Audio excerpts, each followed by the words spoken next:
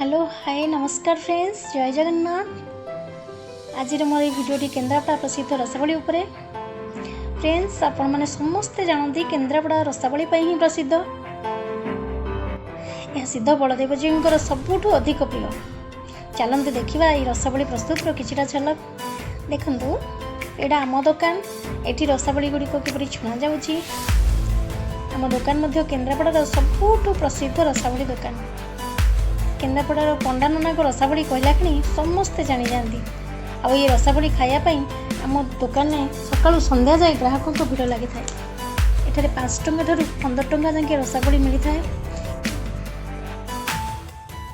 ये रसावली गुड़िक एत सुंदर टेस्ट लगी था जे लोक मान मन किणी नहीं था।